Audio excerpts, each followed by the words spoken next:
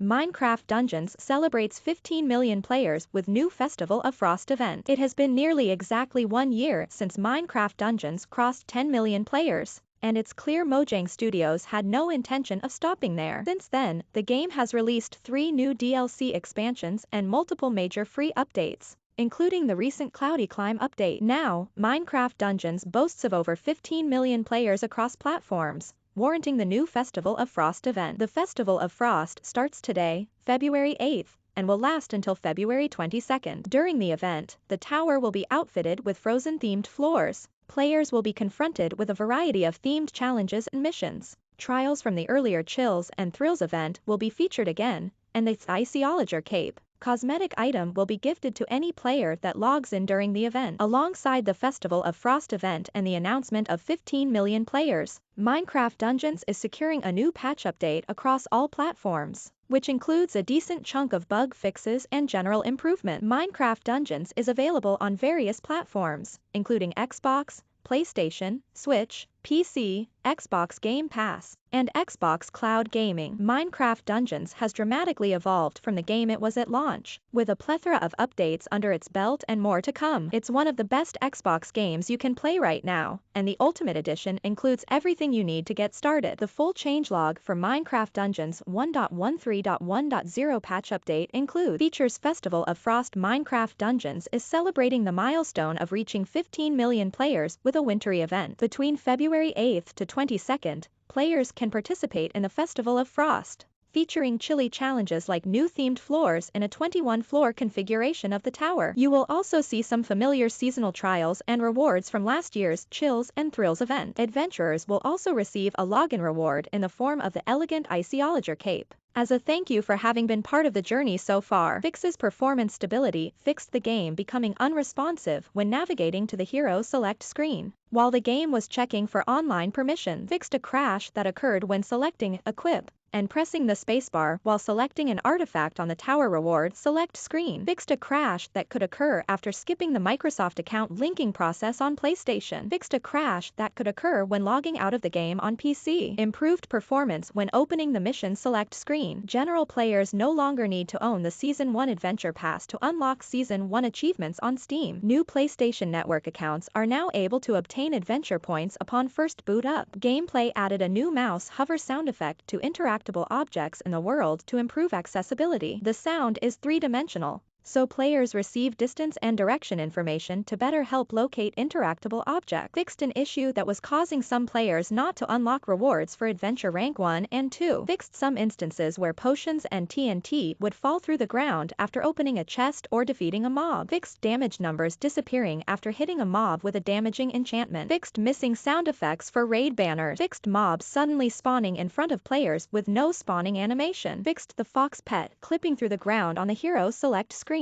Fixed issues with some summoned pets not teleporting back to players if they got stuck. Duck, toucan, and raven pets are no longer outside of their air bubbles during Hidden Depths mission. The tower fixed certain artifacts staying in the player's inventory after failing a tower run. Fixed the player avatar appearing stretched on the reward screen after completing a tower floor. Enchantments on tower starting gear now change with every new tower configuration. The unique smith now upgrades the power level of a selected item to match the strongest piece of gear in the inventory. Enchantment point values no longer become negative after gilding an enchanted item at the Guildsmith. Fixed an issue that could cause players not to earn rewards after completing a tower floor. Navigating tower floor rewards will now show the comparison of currently equipped gear. Fixed the screen flashing white after interacting with tower merchants for the first time during a tower run. Fixed duplicate tower floor rewards appearing too frequently. The tower now limits rewards to drop again after 7 floors. Fixed missing wind visual effects not appearing on some tower floors. Fixed a floor in the tower that could be skipped. Missions fixed music not playing for certain ambush events. Fixed a chest that was impossible to reach in Archhaven. Fixed players getting stuck on top of certain buildings on windswept peaks during local co-op. Fixed areas of underhalls that had inaccessible chests. Gear added missing item descriptions for gilded versions of Nimble Turtle armor, Sponge Striker, Encrusted Anchor,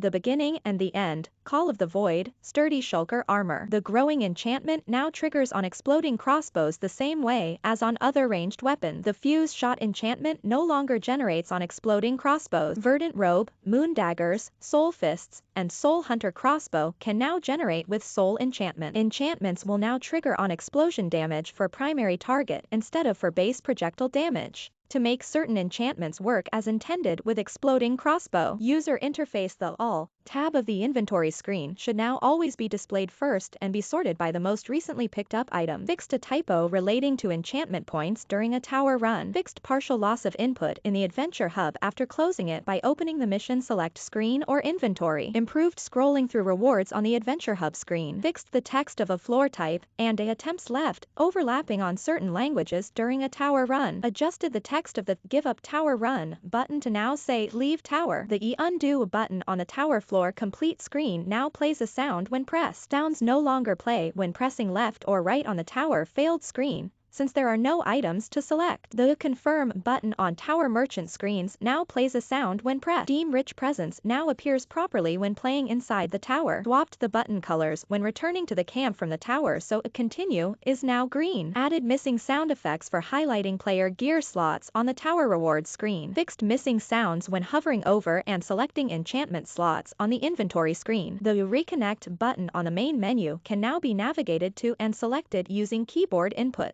Improved screen reader support on the blacksmith screen. Improved screen reader support for the upload hero screen. The screen reader now gives proper context after accepting or declining a game invite. Emotes and flares will now play simultaneously when selecting those rewards in the Adventure Hub. Fixed the timer for accepting a mission being stuck at 24 seconds while the player is on the inventory screen. Fixed audio from the tower returning for a second after selecting to camp from the tower failed screen. The sound effect for selecting the Tower Hub is now only played once. Added Shift and Control icons to the Adventure Hub interface, indicating that those keys can be used to change pages on that screen. Fixed several seasonal rewards names overlapping portions of the screen in certain languages. Fixed some alignment issues with the action bar at the bottom of the mission select screen. Fixed accepting a mission vote while still on the post-mission summary screen opening the Adventure Hub instead of the rewards screen.